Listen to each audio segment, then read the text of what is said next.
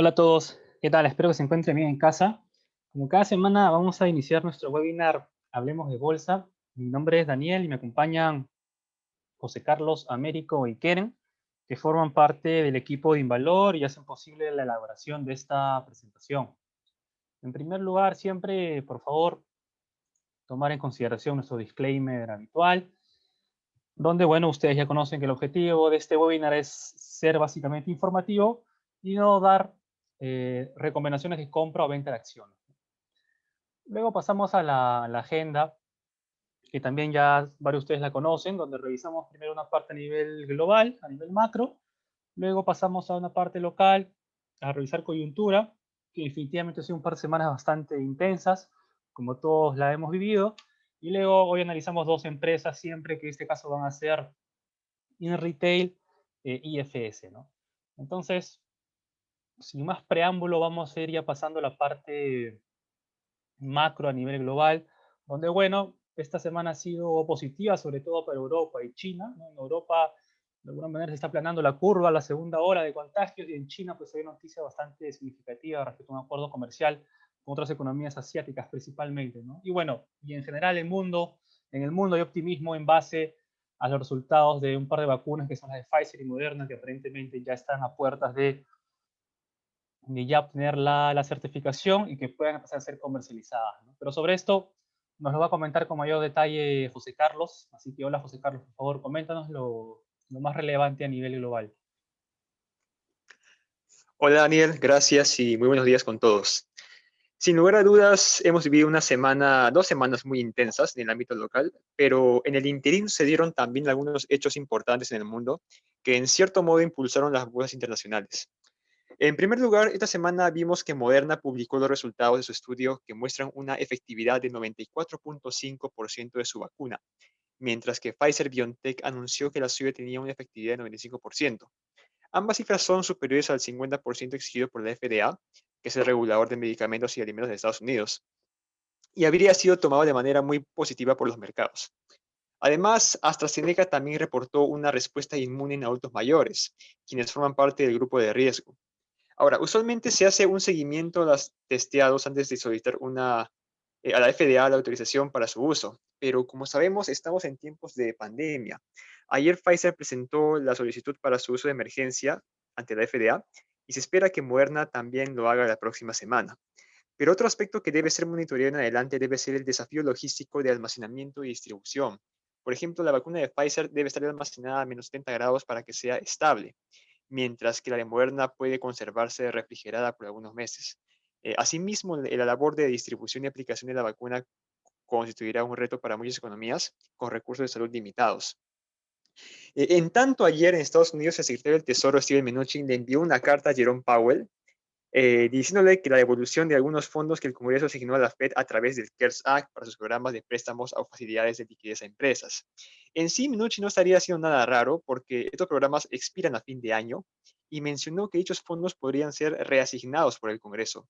Powell le respondió que preferiría mantener los fondos ante cualquier eventualidad, pero también es cierto que muchos de estos programas de la Fed tuvieron una demanda un tanto limitada durante la pandemia. Para los mercados, la noticia tuvo cierto impacto negativo, pero aunque la Fed devuelva los fondos, el próximo secretario del Tesoro, que Biden anunciará la próxima semana, y el Congreso podrían restituirlos de ser necesario.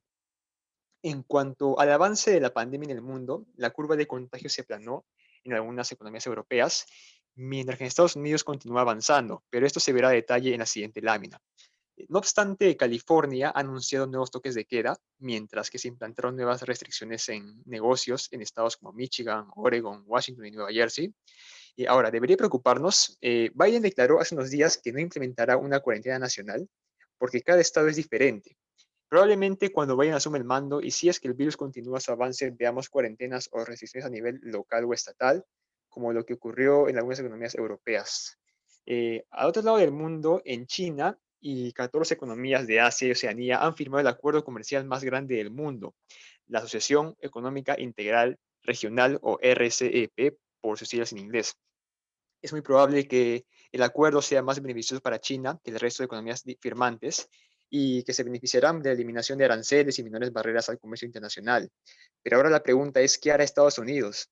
Como sabemos, Biden tendrá el desafío de restaurar las relaciones comerciales de Estados Unidos con el resto del mundo y probablemente fije la vista en Europa, al menos en sus primeros meses de mandato. Eh, por otro lado, algunas empresas estatales chinas han entrado en default e incumplido sus obligaciones de deuda. Es un suceso raro si consideramos que China respalda a las empresas públicas. No obstante, se espera que estos incumplimientos se incrementen de manera marginal el próximo año y que el regulador chino tendría preparado planes de respuesta ante estas situaciones, pero sin contemplar rescates de las empresas. Ahora, pasemos a ver los indicadores económicos, por favor. En la esquina superior izquierda observamos el avance de los casos diarios de COVID-19 en las principales economías. De azul oscuro vemos que en Estados Unidos los contagios alcanzan nuevos récords cada día. Pero en Europa algunos países han logrado aplanar la curva con las cuarentenas y restricciones, como es el caso de Alemania e Italia, e incluso revirtieron como en el caso de Francia, lo que de por sí son buenas noticias. En China, la inversión en activos fijos avanzó por segundo mes consecutivo y se espera que el próximo año continúe esta senda de recuperación, lo que será favorable para la demanda de metales como el cobre. Mientras tanto, las ventas minoristas continuaron su avance en octubre, tanto en Estados Unidos como en China, mientras que la producción industrial del gigante asiático continuó expandiéndose en dicho mes. Veamos ahora cómo le fue a los commodities. Sin duda fue una semana favorable para el cobre, que hoy vive su momento, cercano a los $3.3 la libra, y que ha superado los máximos de 2018, en parte apoyado por la fuerte demanda china y las expectativas de inversión de energías renovables, que es el sector intensivo en cobre y que forma parte de la agenda verde de Biden. Asimismo, los inversionistas mantienen las preocupaciones por la oferta del metal debido al COVID-19 y las tensiones con los sindicatos en algunas minas de Chile, que como vimos dieron un impulso al cobre hace unas semanas. Por otro lado, el oro cerró la semana con pérdidas limitadas tras la noticia positiva de las vacunas y la mayor demanda de activos riesgosos por los inversionistas. No obstante, al cierre de la semana se dio a conocer que el secretario del Tesoro, Steven Mnuchin, y la Casa Blanca retomarían las conversaciones sobre el estímulo fiscal con el Congreso en Estados Unidos, aunque también se espera que cuando Biden asume el mando, este brinde un mayor impulso fiscal que dinamice la economía el próximo año. Esto sería lo relevante en el ámbito internacional. Gracias y volvemos contigo, Daniel. Ok, excelente. Gracias, José Carlos. Bastante importante todo lo que pasa en el mundo, ¿no? Sobre todo relacionado con las vacunas que bien comentaba José Carlos, de Pfizer y Moderna, que aparentemente, más allá de los temas logísticos, probablemente tengamos al menos una vacuna aprobada antes de fin de año, lo cual seguro va a continuar con el optimismo en el mundo. Y bueno, y también todo este optimismo por parte de China y la recuperación que puede ir teniendo de forma paulatina Europa, pues debería impulsar sobre todo metales base como el cobre, que como bien mencionaba José Carlos, ya está por los máximos del 2018, ¿no? Antes de que empiece todo el tema de la guerra comercial, ya estamos casi ahí con el cobre a 3,30 por libra, ¿no? Lo cual es un precio buenísimo. Y por cierto, creemos, como lo hemos resaltado en webinars anteriores, que todavía esto no se refleja en algunas compañías mineras que cotizan en la Bolsa de Valores de Lima, ¿no? Ahora, pasando por el lado local, pues como lo comentábamos al inicio, definitivamente han sido un par de semanas bastante intensas, sobre todo la última, ¿no? Tres presidentes en una semana, lo cual es algo definitivamente muy poco común.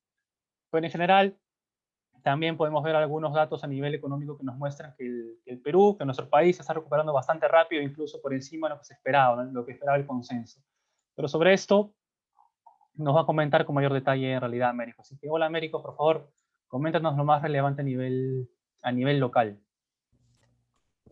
Gracias, Daniel. Buenas tardes con todos.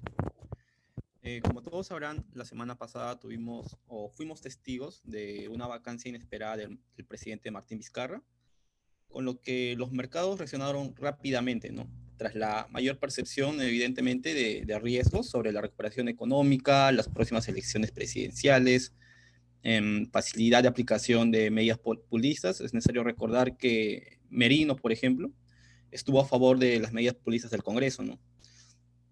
Costos de procesos de aprendizaje para una respuesta adecuada ante una eventual segunda ola del COVID, entre otros, ¿no? En este contexto, el tipo de cambio alcanzó máximos históricos sucesivamente con lo que la moneda básicamente expresó un incremento de más de 2,6%, con lo que alcanzó un máximo histórico, ¿no? De hecho, 2 máximos históricos de manera sucesiva. Asimismo, los rendimientos de los bonos del gobierno a 10 años en moneda nacional subieron más de 40 puntos básicos. Estos datos no los he mostrado gráficamente por un tema de espacio, pero el mercado reaccionó así, ¿no? Y por el lado de los CDS también, por el Credit Default Swaps, básicamente subieron alrededor de 12 puntos básicos durante ese periodo de incertidumbre. No obstante, el lunes por la tarde el Congreso eligió con 97 votos a favor y 26 en contra a Francisco Sagasti, que tiene una posición más de centro. Algo importante a resaltar de Sagasti es que él fue uno de los 4 congresistas que votaron en contra del proyecto de ley que permite retiros anticipados de fondos de pensiones en abril, oponiéndose básicamente a un abrumador 105, ¿no? de los que sí votaron a favor. Por lo tanto, básicamente este escenario de percepción, o bueno, por cómo se percibieron los inversionistas respecto a la llegada de Sagasti, es básicamente una persona que podría oponerse a las medidas populistas del Congreso, ¿no? Y, de hecho, esto muestra que, por ejemplo, dado que, por ejemplo, a modo de contextualizar nada más, cuando Fitch Ratings realizó el downgrade de la deuda del bono peruano, básicamente consideró no un problema de déficit para realizar este downgrade, sino las medidas populistas que estaban detrás. En línea con ello, básicamente, el hecho de que Sagasti haya estado en contra de estas medidas previamente, da señales de que de aquí en adelante, hacia el próximo gobierno, esta posición se mantenga, ¿no? Por lo tanto, se puede desprender que Sagasti podría tener un enfoque similar al de Martín Vizcarra, oponiéndose a las medidas populistas, ¿no? Para cerrar el punto previo, la lista de Sagasti estuvo conformada por Mirta Chávez del Frente Amplio como primera vicepresidenta, que tiene una posición de izquierda, mientras que los vicepresidentes, el segundo y el tercero, provienen de Acción Popular y de Somos Perú, ambos con una posición más de centro-derecha. Con lo cual, Sagasti ahora es el presidente interino del Perú y la señora Vázquez vendría a ser la presidenta del Congreso, ¿no? Algunos retos que es preciso mencionar es básicamente el presupuesto del 2021. Este presupuesto ya preestablecido y contempla una emisión de bonos por 40.000 millones de soles, ¿no? Más de 3 veces la emisión anual promedio desde el 2014. En este punto, cabe resaltar que tras la vacancia de Martín Vizcarra y la renuncia de su respectivo gabinete, el debate del presupuesto del 2021 que estaba programado para el 10 de noviembre no se dio, ¿no? Por obvias razones.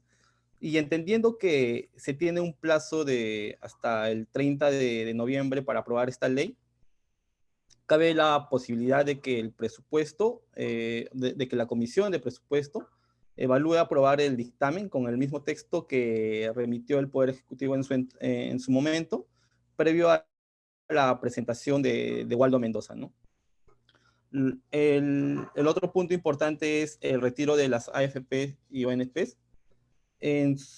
Como sabemos, el Congreso estuvo enviando propuestas para que se den los retiros de las AFPs y ONPs. De hecho, el retiro de los 17.200 ya se aprobó previo a la salida de Manuel Merino, pero por el lado de Somos Perú había una insistencia por un retiro del 100%, lo cual durante la estadía de Manuel Merino representaba un riesgo, ¿no?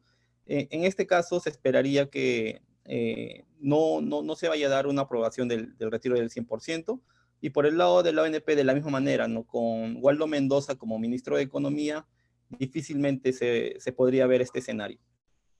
Otro punto importante era la lucha contra el COVID-19. En este caso ya José Carlos mencionó los problemas logísticos que representa la vacuna Pfizer, y lo siguiente tendría que ser la capacidad de respuesta ante una eventual segunda ola.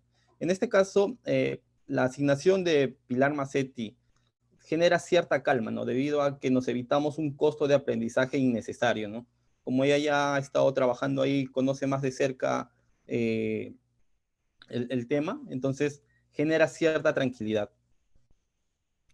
Por otro lado, las elecciones del 2021 también eran un tema bien fuerte en las calles, ¿no? Dentro del gobierno de Merino, por ejemplo, se mencionaba la posibilidad de que estas elecciones puedan aplazarse en beneficio digamos, de que los partidos políticos puedan acomodarse para, digamos, sacar ventaja de esto, ¿no?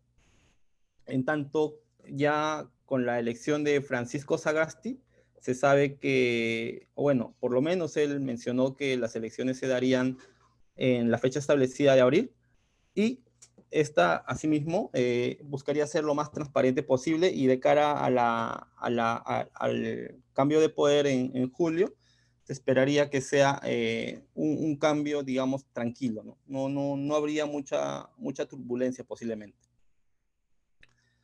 Ahora entrando un poco a la parte del retiro de las AFPs que aprobó el presidente Merino. Esta se aprobó previo a su renuncia, que fue el 15 de noviembre. Y básicamente, eh, este retiro de las AFPs, primero habría que establecer quiénes aplican, ¿no? A modo breve voy a mencionar algunos puntos. Básicamente aplican personas o afiliados, ¿no?, que no han aportado 12 meses previos, y quienes, digamos, eh, quienes no aportaron desde el mes de octubre y no apliquen a un retiro eventual de los 17.200, ¿no?, los cuales podrían retirar hasta un UIT. Ese sería el tope para un caso particular, digamos, ¿no? Y algunas consideraciones que deberíamos tener es que los afiliados podrían solicitar el retiro en un plazo de 90 días. O sea, que una vez puesta la norma, tienen un plazo de 90 días para solicitar el retiro, ¿no? Ya después de eso, no. Lo siguiente es que el abono de un primer UIT, en caso pidas los 4 UITs, se hará 30 días después de la solicitud. Es decir, el 15 de noviembre se promulgó, la SBS tiene 15 días para poder dictar el procedimiento. Es decir, del 15 de noviembre más los 15 días, al cierre de noviembre ya, digamos, ya se podría realizar las solicitudes. Y dado que 30 días después de esta solicitud se entrega un primer UIT, entonces a partir de enero se podría estar, digamos, visualizando los primeros retiros de las AFPs, ¿no? Y un segundo retiro, en caso hayas pedido los 4 retiros, tendría 30 días después del primer retiro, y luego los 2 UITs restantes serían en el mes de marzo más o menos, ya juntando los 2 UITs. O sea, van a haber 3 tramos básicamente. Un primer tramo de un primer UIT que se estaría dando en enero, un segundo tramo del segundo UIT que se estaría dando en febrero, y un tercer tramo que serían los 2 UITs restantes. Esas son las consideraciones que se deben de tener, y en función a esto se pueden ver algunos efectos, ¿no? De acuerdo por lo menos a que se tienen alrededor de 2 millones de afiliados que cumplen esas condiciones mencionadas, este nuevo retiro implicaría básicamente una salida de 14.000 millones de soles. Básicamente, actualmente, hasta el dato de octubre que presenta la SBS, los fondos de pensiones están administrando alrededor de 151.000 millones, con lo cual, para el mes de, una vez que pase el efecto, podría tener un efecto máximo, en el cual se podría tener, los fondos de pensiones estarían administrando un monto de alrededor de 136.000 millones. No obstante, hay que considerar que en el retiro del 25% hubo una tasa de adopción del 70%, es decir, que de todos los afiliados que calificaban para poder retirar el retiro del 25%, solo el 70% lo realizó. Entonces, considerando esto de acá, básicamente los retiros no necesariamente podrían implicar salidas de 14.500 millones de soles, 14.500 millones de soles, sino de 10.000 millones de soles, lo cual equivaldría a un descenso de alrededor del 6.7% de las carteras administradas por los fondos de pensiones. Asimismo, este retiro podría implicar que también se siga un mismo patrón de desembolso, ¿no? En su momento fue básicamente que el 85% de lo que se requería, los fondos que se requerían, fueron cubiertos a través de la venta de bonos soberanos y activos extranjeros. Y el resto, que viene a ser el 5%, que lo podríamos dividir en dos grupos, el 5% y el 10%, el 5% fue cubierto por venta de acciones locales y el 10% por la caja que tenía el sistema de pensiones, ¿no? Este 5% creo que vale la pena precisar que estaría concentrado básicamente en acciones relativamente líquidas de la BBL, ¿no? Para pasar a la siguiente lámina, por favor, Daniel. Ya adentrando a los datos económicos, se publicó el dato del PBI de septiembre, el cual decreció 6.95%, en línea con la implementación de la fase 1, fase 2 y fase 3, e influenciada principalmente por el menor nivel de actividad en el sector minería, el cual decreció 0.2%, y uno de los sectores más castigados, o el sector más castigado, perdón, fue alojamiento y restaurantes, que decreció 50.15%, seguido de transportes y almacenamiento de 25.7%, ¿no? Los cuales fueron soportados de alguna manera o parcialmente por el sector finanzas y seguros. Básicamente esto viene acompañado de Reactiva, ¿no? Sabemos que Reactiva ha estado impulsando fuertemente el sector financiero, pero lo que sí fue sorpresa fue el sector construcción, el cual ya se encuentra en terreno positivo, ¿no? Anteriormente habíamos mencionado de que para el mes de septiembre el consumo interno de cemento había rompido un récord a nivel de crecimiento, el cual se ubicó en 9.7%. Esto básicamente, si nosotros ubicamos, por ejemplo, el sector construcción, alrededor del 90% más o menos del sector construcción lo compone el consumo interno de cemento, lo cual explica este incremento, ¿no? De hecho, si nosotros revisamos el gráfico de la izquierda, de la parte izquierda superior, podemos ver que a partir de septiembre hay un intercambio, digamos, de aportes a la recuperación, ¿no? Inicialmente la recuperación estaba liderada por el sector primario, que viene a ser básicamente minería. Luego fue descendiendo o desacelerándose esa recuperación y siendo desplazada por la parte no primaria. La parte no primaria en este caso, como les mencioné, fue liderada de alguna manera por el sector construcción, una sorpresiva recuperación del sector construcción.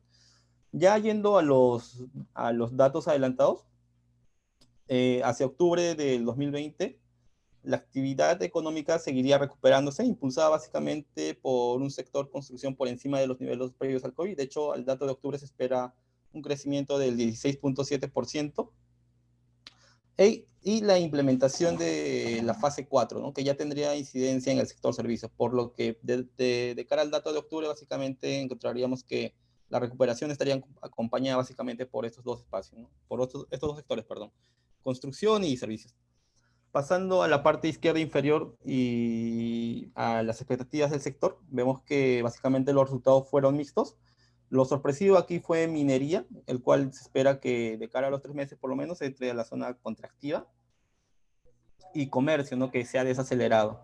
No obstante, en línea con la implementación de la fase 4, los demás sectores han seguido avanzando, ¿no?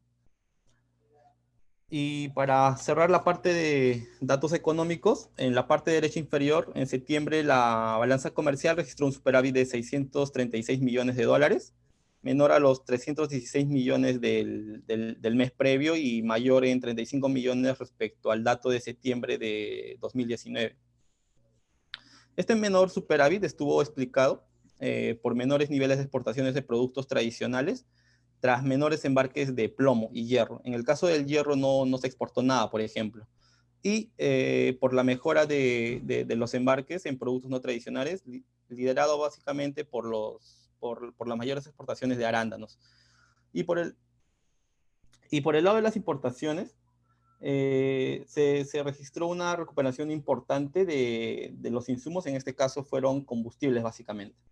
En líneas generales, la recuperación parece seguir la senda de recuperación, es decir, no va a haber, digamos, una especie de doble, sino más bien una especie de V, ¿no? Y de cara a los siguientes meses, esta recuperación, bueno, de cara al siguiente mes por lo menos, esta recuperación va a estar liderada por la parte de construcción, ¿no? Ya viendo una inversión pública por encima de los niveles previos al COVID. De hecho, el dato de octubre está por encima del 4%. Entonces, en general eso, ¿no? Para pasar a la siguiente lámina, por favor, Daniel. Dentro de la evolución del COVID-19, se puede ver que la tendencia a nivel de contagios diarios y la tendencia a nivel de decesos diarios en el caso peruano ha continuado cediendo. Y por el lado de los excesos de decesos también, ¿no? Han ido cediendo tanto a nivel de Lima como en el resto de Lima. Y naturalmente, por cómo se han mostrado las manifestaciones, por el efecto de las bombas lacrimógenas que hacía que los que estaban en, en las marchas se quitasen las máscaras y los protocolos de seguridad se violen, naturalmente de cara aquí a 2, 3 semanas podríamos ver un ligero salto, ¿no? En los nuevos casos de contagiados. Yo me quedo por aquí, los dejo con Daniel. Gracias. Ok, perfecto. Gracias, Américo. Sí, definitivamente el tema de la pandemia está mejorando en nuestro país. Están cayendo bastante los casos y los decesos también. Esperemos que no haya realmente una especie de segunda ola como ha habido en Europa, aunque dependerá mucho en sí de cómo se continúen con los protocolos, etcétera. Y bueno, por el lado político ya se comentó que ya aparentemente ha regresado la calma, felizmente, a nuestro país, lo cual nos debería llevar a una transición relativamente tranquila para las elecciones del 21, abril del 21, y bueno, finalmente el próximo presidente que se elija y que inicie su periodo en julio del próximo año, ¿no? Y bueno, y también como comentaba Américo, pues los resultados a nivel económico están siendo bastante positivos, y destaca sobre todo el caso de construcción, ¿no? Y bueno, ustedes saben nuestra opinión en empresas como Cier Perú o Aceros Arequipa, que nos parece continúan infravaloradas, y de ahí hay un potencial bastante interesante de apreciación para esas compañías que normalmente pasan un poco desapercibidas por el mercado, ¿no? Ahora, pasando a la parte corporativa, yo les voy a comentar algunos hechos relevantes durante esta par de semanas. En principio, pues ya hemos pasado a la parte de resultados, aunque hay un par de empresas que presentaron estas últimas 2 semanas, que son Retail e IFS justamente, que son las cuales vamos a comentar con mayor detalle en unos minutos, así que no me voy a tener mucho allí. Solamente comentarles que, por ejemplo, bueno, en Engie se aprobó un dividendo, ¿no? Que normalmente estas compañías eléctricas reparten entre 3, 4 veces al año. Entonces, bueno, Engie, el directorio aprobó la distribución de un dividendo a cuenta del 30% de utilidad al cierre del segundo trimestre, y también con cargo a resultados acumulados en 2014, ¿no? Por el lado, por cierto, de Minera IRL se confirmó el acuerdo con COFIDE, ¿no? Respecto a la transacción que se ha acordado, que es que básicamente se va a netear lo que le debe Minera IRL por ese préstamo de 70 millones más intereses acumulados, se va a netear con lo que le debe COFIDE a IRL por esa sentencia de un laudo arbitral que perdió, ¿no? Que perdió el Banco del Estado contra la compañía minera. Entonces al final esto se netea, en neto serán un poco más de 70 millones que la empresa le va a deber a COFIDE, más o menos.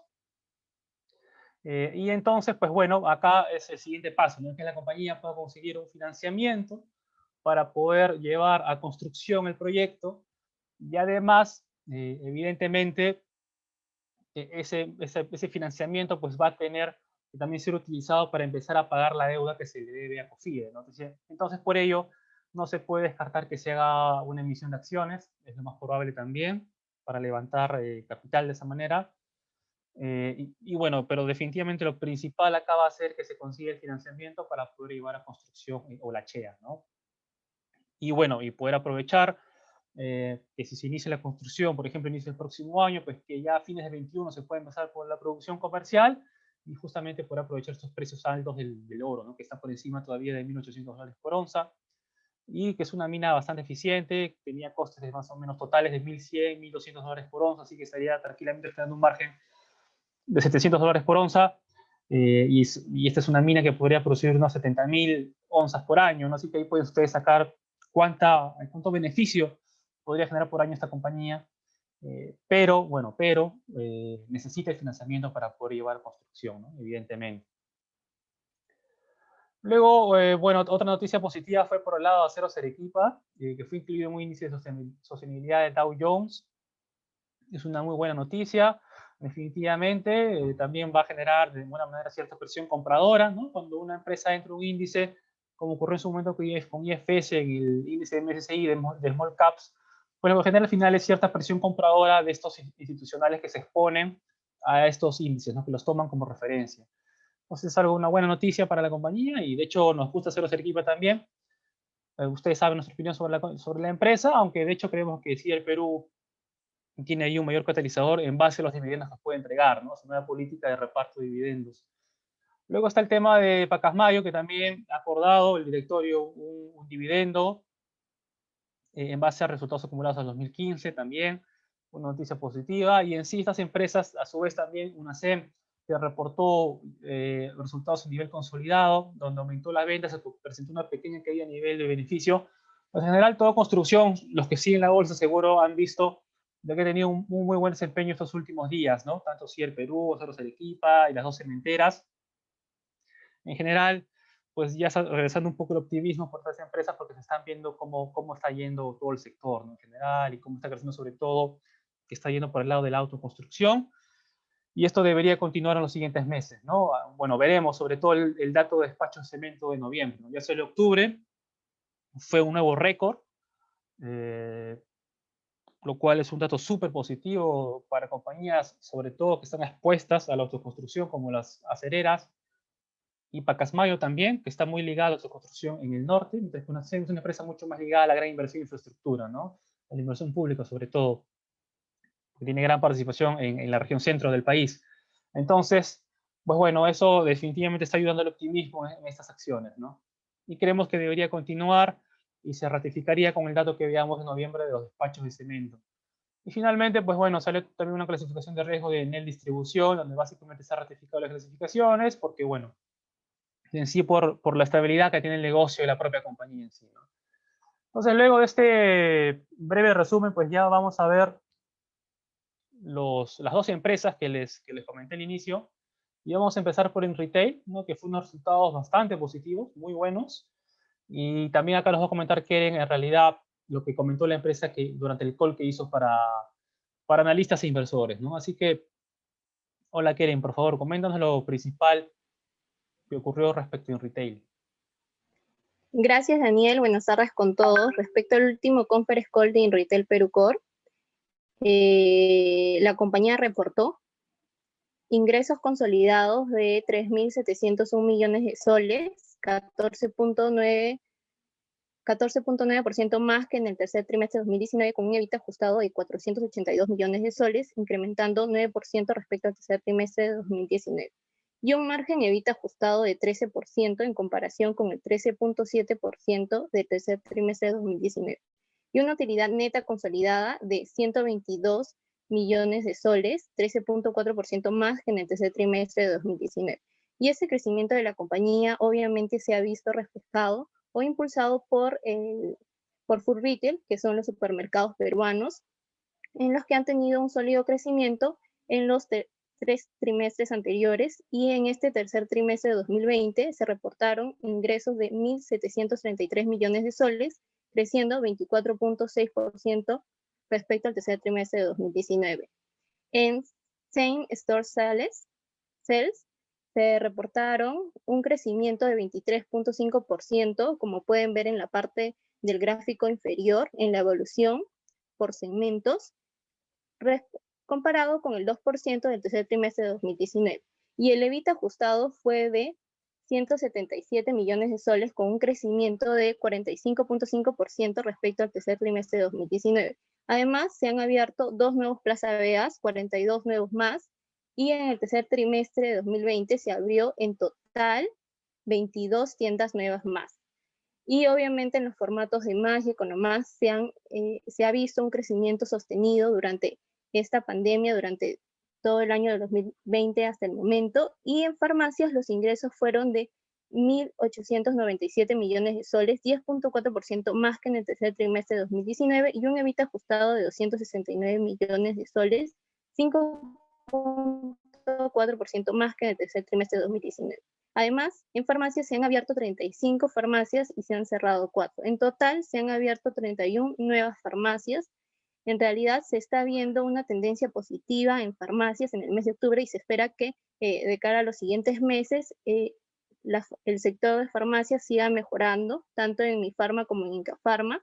Con respecto a los shopping mall, los ingresos se alcanzaron los 92 millones de soles, 30.5% menos respecto al tercer trimestre de 2019, y en Same Store Sales de inquilinos, como pueden ver en el gráfico inferior, disminuyó menos 6.5% en el tercer trimestre de 2020 respecto al 4% en el tercer trimestre de 2019, con un EBITDA ajustado de 48 millones de soles, disminuyendo 41.2% respecto al tercer trimestre de 2019, y con un margen de alquiler neto de 70.3% en comparación con el 81.3% del tercer trimestre de 2019. Respecto al alquiler, aún los negocios como cines, gimnasios, educación y otros continúan restringidos, y esto es obviamente por la pandemia. Y se espera que durante todo el año continúen restringidos, y se espera que en los próximos años, a medida que la pandemia sea controlada, estos negocios puedan reabrir y se pueda realizar el alquiler a estos negocios. Mientras tanto, continuarán restringidos. Respecto a la expansión de los shopping malls, se ha suspendido para el 2021 y se espera que probablemente en el 2022 continúe esta expansión. Y respecto a lo que también mencionaban en el conference call, debido a la inestabilidad política en el Perú, debido a las huelgas, solicitando la renuncia de Merino, y ya con su renuncia y teniendo a Francisco Sagasti como nuevo presidente, se espera que este culmine el periodo de transición lo más tranquilo posible de aquí a las próximas elecciones presidenciales, por lo que se espera que esta inestabilidad política no tenga mayor relevancia o impacto negativo en las ganancias de la compañía o en sus ventas o en sus operaciones. En resumen, estabilidad financiera, crecimiento en el EBITDA ajustado debido a un fuerte crecimiento, como les mencioné, en food retail, que son los supermercados, Plaza Vea, Economás y más, y una tendencia positiva en las farmacias, ¿no?, que se ha visto en el mes de octubre. Y también les mencioné, continúan con restricciones, explicado obviamente principalmente por los shopping malls y los gastos adicionales debido al COVID-19. Asimismo, se espera que esta recuperación sea constante en los próximos años, las cosas se vayan a terminar normalizando a medida que la pandemia sea controlada. Eso sería todo por mi parte. Muchas gracias. Ok, gracias, Keren. Definitivamente han sido muy buenos resultados en retail. Ustedes también han conocido nuestro análisis sobre la compañía, los que han participado en los seminarios anteriores también, por cierto, que nos parece un gran negocio. Ha tenido una gran ha mostrado una gran resiliencia a este periodo de crisis, y pueden ver sobre todo en lo que comentaba que en ese ratio de Same Store Sales, ¿no? Porque no es que las ventas están aumentando porque están aumentando locales, ¿no? Porque obviamente si yo tengo 100 tiendas el trimestre anterior y suben a 200, pues había un aumento de 100% en ventas, ¿no? Pero no, acá estamos viendo justamente este ratio nos sirve para evaluar la evolución del ingreso unitario, básicamente, ¿no? El ingreso por cada tienda.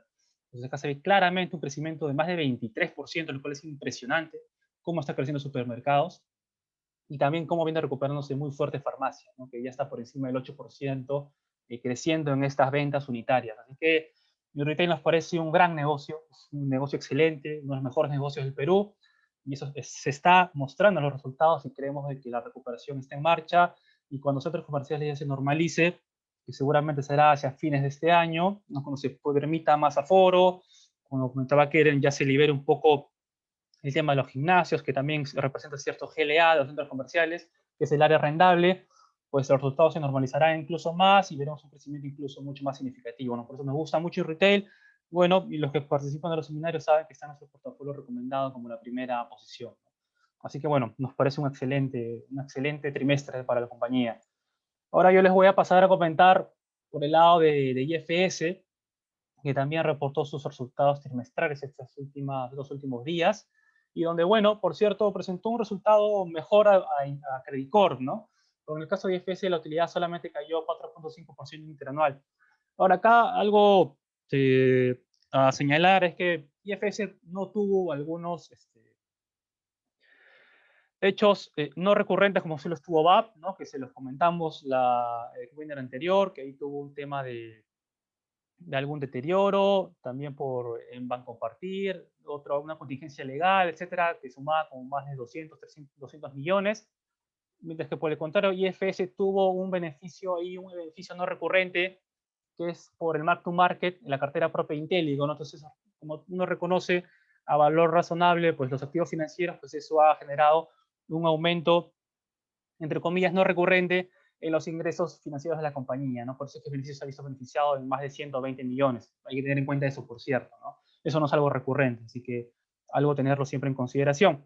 No obstante, es cierto que la empresa está mostrando claramente una recuperación, al igual que Creditcorp. La cartera de créditos está creciendo, también como es el caso de BAP, pero sobre todo impulsado por Reactiva, ¿no? Porque, bueno, y dónde está pegando en la parte de los márgenes, ¿no? El margen neto de intereses. ¿Por qué? Porque, bueno, porque a los créditos de Reactiva realmente el banco le saca muy poquito margen, gana muy poco con esos créditos, solamente es una forma como de ayudar al cliente de poder pasar por esta etapa y ese cliente no llegue a una etapa de impago y el crédito sea básicamente moroso, ¿no? Sino se trata de ayudar al cliente y eso está bueno. Por eso es que el balance de alguna manera no se deteriora tanto, pero bueno, afecta en el margen neto de intereses, ¿no? Y aquí la clave es, como lo hemos comentado antes también, de que cuando estos créditos empiecen a vencer, pues se puedan renovar, pero sí a una tasa normal, una tasa en la cual el banco pueda regresar ese margen de intereses de 5.8, 5.9%, y también el ROE se pueda volver a normalizar en 18, 19%. Entonces, el gran objetivo tanto de todos los bancos, no tanto del BCP, Interbank, etcétera. Esa es la clave para ellos.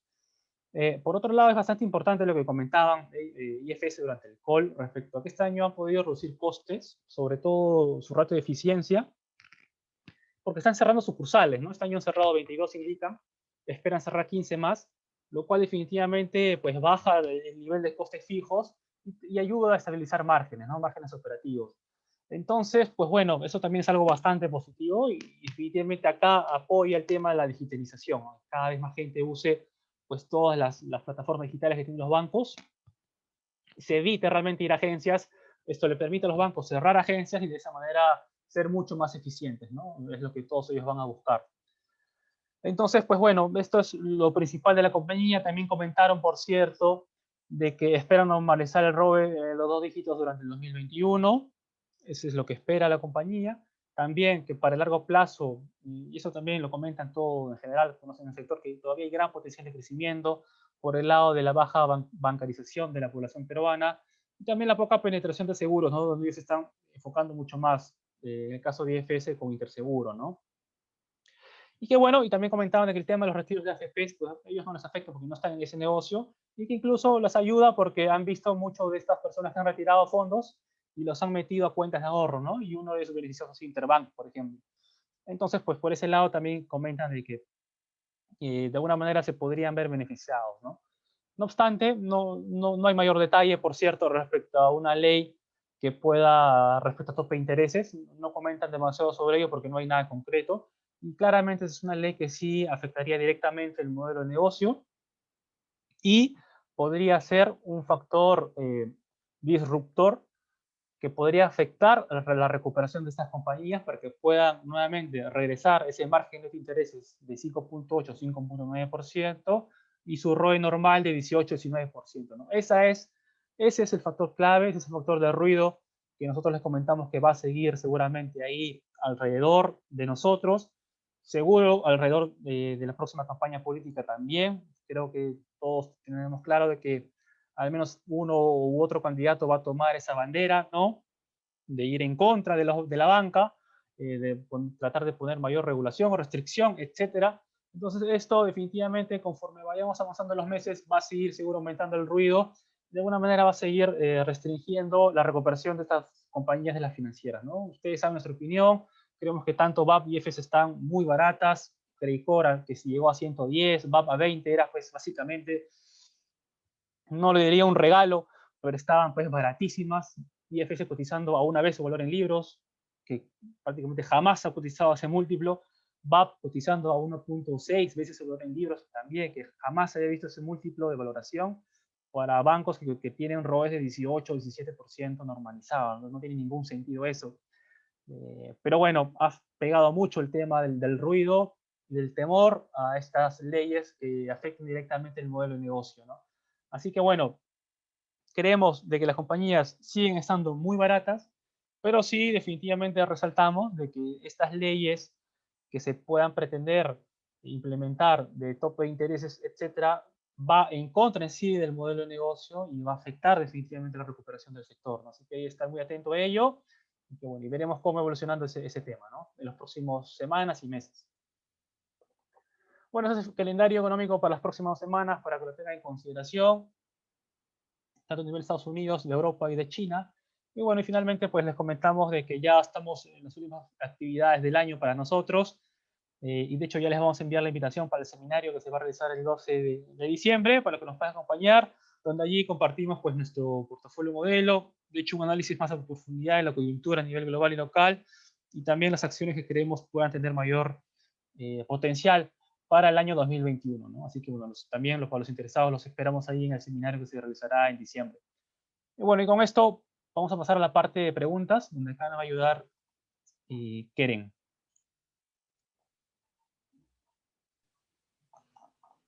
Gracias, Daniel. La primera pregunta es si podríamos dar un mayor alcance respecto a Minera IRL, ya que según el último hecho de importancia llegaron a un acuerdo con COFIDE y esto ayudó a seguir con las negociaciones del préstamo puente, pero la acción no ha reaccionado positivamente con esta noticia.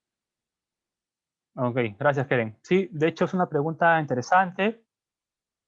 Y que bueno, acá, bueno, ustedes saben que el objetivo de este webinar no es dar recomendaciones de compra o venta, pero lo que ha pasado en IRL es lo que les comenté en la parte de resumen de noticias corporativas, ¿no? Bueno, básicamente la caída estaba en línea con lo que ha pasado con el sector. Si ustedes revisan un ETF como el GDXG, que es el de Mineras Junior, verán de que en los últimos días ha caído un 9% más o menos, y ha estado en línea con la corrección del oro, ¿no? Entonces, ¿qué está pasando en el mercado? Pues están vendiendo en sí las mineras junior de oro, ¿no? Porque, bueno, están viendo, quizás se están adelantando a una corrección mayor del metal precioso, ¿no? Entonces, ese es uno. Lo otro es de que en IRL, pues quizás lo que faltó es dar un poquito más de detalle en el comunicado en función del financiamiento que se va a buscar para poder llevar a producción al, al proyecto La Chea, que es lo principal, ¿no? Porque acá, de hecho, un hecho importante es sacarse de encima la posibilidad de que COFIDE se quede con el activo, que será una posibilidad. Eso ya está descartado. COFIDE ya no se va a quedar con el activo se va a quedar en manos de la CHEA, de IRL. Pero bueno, obviamente se tiene una deuda con COFIDE, lo cual se tiene que pagar. Y para esto, además se tiene que conseguir un financiamiento para poder llevar a construcción el proyecto, ¿no? Entonces, acá la clave es dar mayor detalle, que la compañía pueda dar más detalle respecto al financiamiento que va a conseguir, que sea lo antes posible, y para que también aproveche pues este periodo de altos precios del oro, ¿no? Ojalá lo pueda conseguir, creemos que sí lo va a hacer, de que va a haber interés, definitivamente, ante un proyecto que tiene todo, como les he comentado antes, tiene factibilidad económica, factibilidad social, entonces tiene todo simplemente para conseguir el financiamiento y llevarlo a producción. Así que creemos que ese es el paso siguiente. Y sí, confiamos en que la compañía la va a conseguir y ahí se verá el re-rating, se verá realmente el potencial que tiene la empresa, ¿no? La acción. Gracias, Daniel. La siguiente pregunta es, en su opinión, ¿qué factores están impulsando el precio del zinc al alza y qué nos podrían comentar acerca de los últimos resultados de Trevale? Por favor, José Carlos, ¿nos podrías comentar un poco respecto al precio del zinc? Claro, Keren, gracias. El zinc ha venido siendo impulsado básicamente por factores similares a los del cobre. Por ejemplo, tenemos algunos factores relacionados a la disminución de la oferta del mineral debido a las cuarentenas en países como Perú, Bolivia y México. Antes de la pandemia, el mercado ya esperaba un exceso de oferta de zinc, pero lo que se observa es lo opuesto y la disponibilidad incluso de concentrados de zinc en las condiciones de China se encuentran muy bajas. Por otro lado, sucede con muchos metales básicos también. El rally del zinc se muestra favorecido por la recuperación de la demanda china.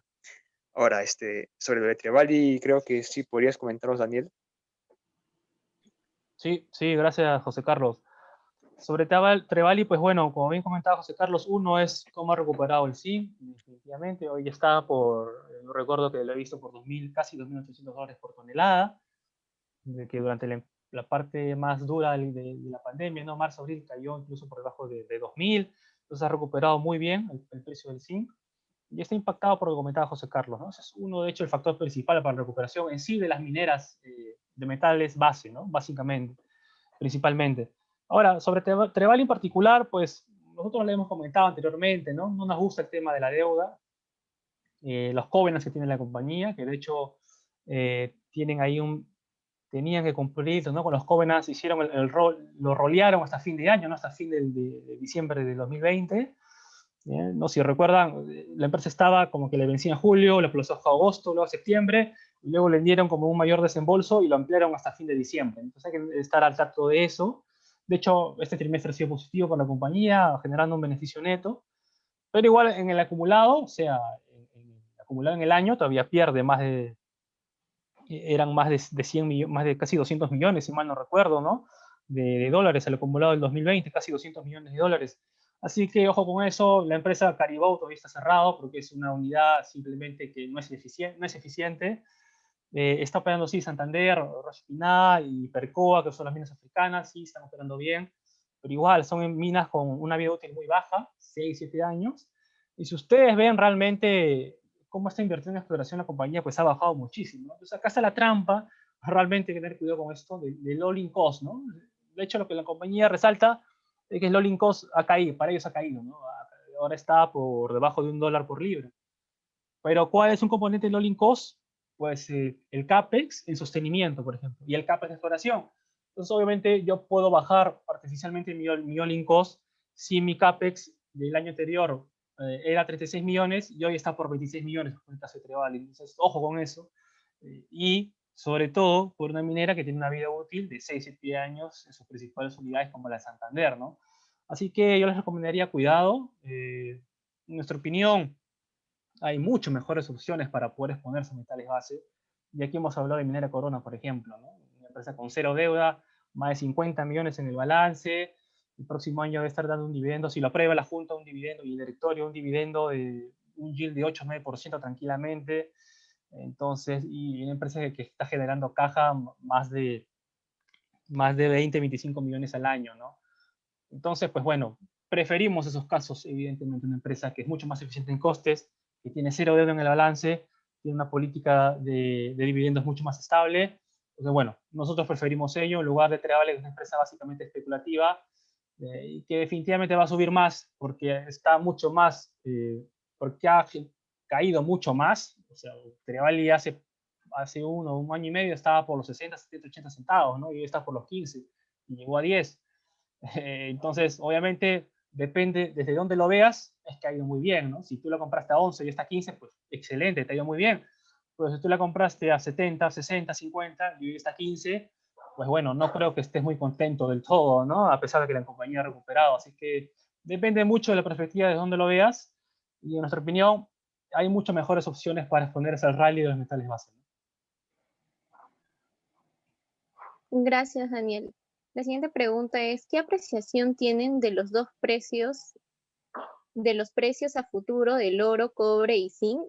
¿Y cuál o cuáles consideran que tendría una mejor subida? José Carlos, ¿nos podrías apoyar con respecto al oro, cobre y zinc, por favor? Claro, Keren, gracias. Bueno, el próximo año va a ser favorable para los metales, pero particularmente para los metales base, como mencionamos. Es probable que el oro se mantenga alrededor de los niveles que observamos gracias al gran impulso monetario de los bancos centrales, y hasta que empiece con la distribución en masa de las vacunas el próximo año, la que tomará de por sí meses en darse. Pero el entorno macroeconómico se mantendrá muy favorable para el lingote. Consideramos que los metales bases serían los principales beneficiarios, particularmente el cobre, por lo que se espera en el mercado en cuanto a la recuperación de China y la mayor inversión en proyectos de infraestructura. Y ahora tenemos también el plan de infraestructura de energías renovables en Estados Unidos, que también será favorable para el cobre, pero ahí tenemos el tema del Senado en Estados Unidos. Sabemos que muchos de los planes de Biden dependerán de la aprobación de ambas cámaras congresales en Estados Unidos, y actualmente la carrera por el Senado está en stand-by y se definirá en enero. En el mejor caso, esa carrera terminará en un empate, es decir, de los 100 senadores que existen, 50 serían republicanos, 48 demócratas y 2 independientes que probablemente se alineen con los demócratas. Y en las votaciones, si se da el caso, si hay empate, el voto decisivo sería de Kamala Harris, que que será la vicepresidenta del Senado y vicepresidenta de Biden. Y bueno, eso sería lo principal para los metales. Sería beneficioso para los metales básicos como el cobre, por ejemplo. Muchas gracias, José Carlos. La siguiente pregunta es, considerando que el sector minero aún ofrecía opciones interesantes, ¿qué novedades hay de la situación de Minsur y su ingreso a mina justa? ¿El precio del oro ya está alineado? ¿Es un buen momento para ingresar? Bueno, ya con esta pregunta estamos terminando. No sé si nos podrías apoyar, Daniel. Ok, gracias, Keren. Sí, a ver, en el caso de Minsur, pues sí, mina justa, en principio la construcción se está terminando para fin de este año y entraría en producción comercial el primer trimestre del 21. Entendemos de que en sí el cronograma de construcción se ha mantenido y lo van a cumplir, y bueno, a inicios del 21, pues ya tendremos probablemente el inicio de la producción comercial de este proyecto importante para Minsur, ¿no? Sí, Minsur nos parece que, por cierto, una opción interesante también. Le hemos comentado, de hecho la vamos a resaltar seguro durante nuestro seminario también, donde los invitamos a participar, porque bueno, creemos que en sí la acción no ha estado en línea con la recuperación del estaño. El estaño ha recuperado muy bien también, un nivel bastante significativo, está casi por los 19.000 dólares por tonelada, y creemos que Minsur no ha reflejado ello todavía. Va a iniciar mina justa y va a iniciar justo agarrando el cobre por encima de 3 dólares por libra, lo cual va a ser muy bueno para la compañía, va a generar mucha caja. Esto le va a ayudar a desapalancarse mucho más rápido, ¿no? Eso va a ser algo muy positivo para Minsur. Es uno de los factores de riesgo que identificamos en esta empresa, nos ha tomado bastante deuda, obviamente para la construcción, pero si agarra justamente, con el inicio de producción, con un cobre por encima de 3 dólares por libra, pues le va a ayudar a generar mucha caja para poder ir repagando la deuda, ¿no? Y también le va a ayudar mucho el tema que el estaño está por encima ya de muy cerca de los 19.000 dólares por tonelada, ¿no? En el caso del oro, pues también tiene ahí Pocamar, que es una empresa que produce unas 80.000, 90.000 onzas de oro por año, pero Misur tiene ahí una cobertura, ¿no?, en el precio, y por eso le ha perjudicado un poquito el tema de ahí por una pérdida por derivados, ¿no? Si ustedes ven en el reporte que saca de manera mensual de instrumentos derivados, verán que hay una pérdida ahí por la cobertura que hace al precio del oro, ¿no? Pero bueno, en sí, lo más relevante acá para Misur va a ser el estaño y el cobre ahora con mina justa, y sí creemos que es una alternativa interesante para analizarla más, seguro lo comentaremos durante el seminario. Y Misur siempre es una empresa que se ha manejado muy bien, siempre tenía una estructura de capital muy balanceada, y solamente se ha endeudado para el proyecto, y creemos que esto se va a normalizar conforme ya inicie la producción mina justa, ¿no? Así que sí, creemos que es una opción bastante interesante. Y ojo que el estaño, ¿no? El estaño es justamente el metal del futuro, ¿no? Ojo con eso. Les recomendaría revisar las aplicaciones del estaño, cómo el estaño se utiliza, por ejemplo, para el tema de circuitos eléctricos, cómo está involucrado en el 5G, por cierto, y las nuevas tecnologías que se van a ir aplicando, ¿no? Así que ojo con el estaño, de que podría ser justamente el metal del futuro, y podría tener un rally bastante significativo y beneficiar a Misur, que por cierto es uno de los principales productores del mundo, ¿no?, de este metal. Así que bueno, con eso vamos cerrando el webinar. Les recuerdo, por cierto, la invitación para el seminario del 12 de diciembre, nuestro último seminario del año, donde compartiremos un análisis de la coyuntura y también nuestro portafolio recomendado. Y por cierto, recuerden, ¿no?, de que en el seminario, pues lo que recaudamos al final es utilizado para una donación, ¿no?, como se hizo la vez anterior. Ahí pues ustedes revisar, por cierto, las fotos que compartimos de la ayuda que se brindó en la etapa de donde estaba el tema del COVID, mucho más fuerte, pero será un tema relacionado con Navidad, definitivamente, no estando tan cerca a las fiestas de fin de año. Así que bueno, les recomendamos allí revisar atentos sus correos, que les estaremos enviando la invitación por ese medio. Así que bueno, muchas gracias por su participación. Espero que el webinar haya sido de bastante utilidad. Recuerden que el webinar es subido a nuestro canal de YouTube para que lo puedan revisar también allí, la grabación, por cierto. Y bueno, y nos vemos en 2 semanas para seguir revisando las principales noticias a nivel global y local, ¿no? Muchas gracias por su participación. Espero que tengan un buen fin de semana. Muchas gracias.